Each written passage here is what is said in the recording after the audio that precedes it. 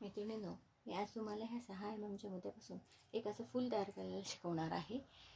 ज्या फुलाचा उपयोग तुम्ही 4 पद्धतीने करू शकता. एक तर त्याचा रांगोळी म्हणून उपयोग करू शकता. दुसरा बाकीचे उपयोग मी तुम्हाला पुढे दाखवते, त्यासाठी व्हिडिओ तुम्ही शेवटपर्यंत पहा. पहिल्यांदा मी 10चा गोल करून घेतलेला आहे. 10 मोती टाकून गोल बनवून गाठ मारून घेतलेली आहे. 40 नंबरचा अंगूस घेतलेला आहे. आणि बघा आता याच्यावरती आपल्याला 3 मोती टाकायचे.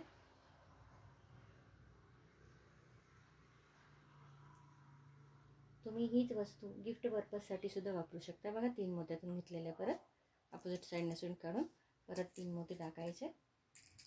एकदम कमीत कमी वेळामध्ये आणि कमीत कमी वस्तूंपासून बनवलेले हे गिफ्ट आयटम आहे. 1 2 3.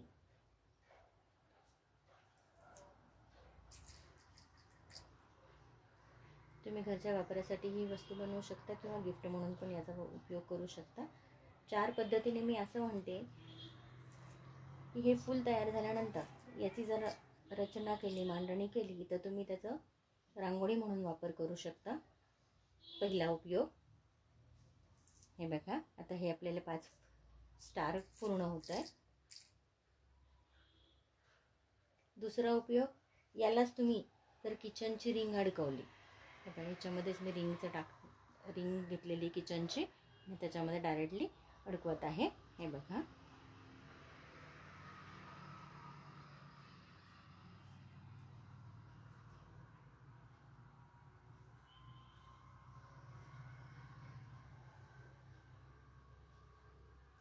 किचनची रिंग अडकवताना 2 मोती टाकून मग अडकवून घ्या. म्हणजे तुमचं किचनला,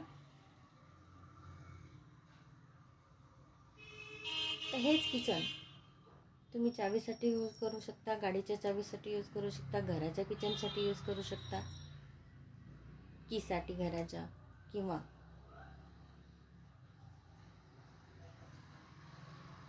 हे आपल्याला पूर्ण झालेलं आहे किचन. तर गाठ मारून वायर तोडून द्या. बघा किचन मस्त सुंदर तयार झालेलं आहे. शिवाय याला जर तुम्ही इयरिंगचे हुक जर लावले, तर हे बघा सुंदर असे इयरिंग्स तयार होतात. हे झाला दुसरा उपयोग. आणि मी याचा तिसरा उपयोग असा केलेला आहे.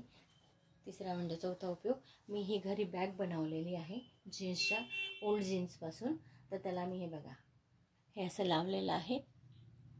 बघा एकच फूल बनवलेलं आहे. त्याचा उपयोग बघा, एक बॅगसाठी वापरता येईल, दुसरं इयरिंग्स म्हणून वापरता येईल, आणि तिसरं किचनसाठी वापरता येईल. आणि हीच फुलं जर तुम्ही व्यवस्थित मांडणी केली, तर याचं तुम्ही रांगोळी डेकोरेशन म्हणून यूज करू शकता.